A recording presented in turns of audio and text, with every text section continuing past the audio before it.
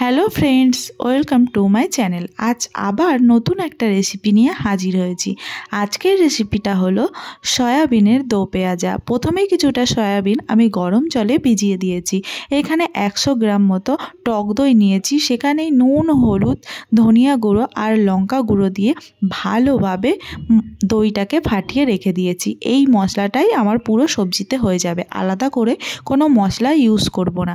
তারপর ভিজিয়ে রাখা সয়াবিনগুলোকে ভালো করে জল নিংড়ে তুলে নিয়েছি। ওখানে নুন, হলুদ আর দিয়ে দেব একটু গরম মশলা। ব্যাস, পুরো সয়াবিনটাকে ভালোভাবে মাখতে হবে। তার আগে দিয়ে দিতে হবে কিছুটা বেসন আর দিয়ে দেবো একটু গরম তেল। আমি কড়াইতে তেলটা গরম করে নিয়েছিলাম, সেই গরম তেলটাই দিয়ে দিলাম। এরপর পুরো সয়াবিনটাকে এইভাবে সুন্দর করে মেখে নিতে হবে গরম ছাকা তেলে। এরপর সয়াবিনগুলোকে সুন্দর করে ভেজে তুলে নিতে হবে। সয়াবিনগুলো পুরো একদম ভাজার পর একদম যেন কুরকুরে হয়ে যাবে, ঠিক যেন চিকেনের মতো।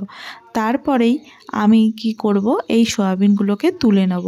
সয়াবিনগুলো ভাজা হলেই আমাকে করতে হবে এবার কি, তেলে দিয়ে দিতে হবে গোটা গরম মশলা। গোটা গরম মশলার মধ্যে আমি নিয়েছিলাম গোটা ধনে, গোটা মরিচ, তারপর নিয়েছিলাম দারুচিনি, লবঙ্গ, একটু জায়ত্রী নিয়েছিলাম। পুরোটাকেই দিয়ে দিলাম তেলে ভালো করে মশলাটা ভাজা করে দিয়ে দিলাম পেঁয়াজ কুচি। পেঁয়াজ কুচিটাকে নাড়াচাড়া করেই আমি দিয়ে দিলাম রসুন বাটা। রসুন বাটাটাকেও কিছুক্ষণ নাড়াচাড়া করার পর দিয়ে দেব একটু আদা বাটা। আদা বাটাটাও এবার নাড়াচাড়া করব। একটু মশলাগুলো ভাজা ভাজা হলেই আমি দিয়ে দেব এখানে টমেটো কুচি। টমেটো কুচিটা নাড়াচাড়া করতে করতেই টমেটো দেখব ঠিক যেই সময়ে গলে আসছে, সেই সময়ে আমি দিয়ে দেবো কাঁচা লঙ্কা কুচি। কাঁচা লঙ্কা কুচি দিয়ে একটু নাড়াচাড়া করেই আমি দিয়ে দেবো যে দইয়ে মশলাটা মিশিয়ে রেখেছিলাম, সেই দইটা পুরোটা দিয়ে দেবো। দইটা পুরোটা দেয়া হলেই একটু নাড়াচাড়া করব। ভালোভাবে মাখা মাখা করে পুরো মশলাটা নাড়াচাড়া হলেই দিয়ে দেবো সামান্য পরিমাণ জল। এই সামান্য পরিমাণ জল দেওয়ার পরে জলটা যেই ফুটে আসবে দিয়ে দেব কেটে রাখা পেঁয়াজ আর ক্যাপসিকাম। পেঁয়াজগুলোকে আমি ঠিক চিলি চিকেনের মতো কেটেছি কিন্তু। তারপর এই ক্যাপসিকাম আর পেঁয়াজটাকে ওই মশলার সাথে ভালো করে নাড়াচাড়া করব। আর এরপরেই আমি দিয়ে দেব ওই ভেজে রাখা সয়াবিনগুলো দিয়ে ভালো করে কষিয়ে নেব।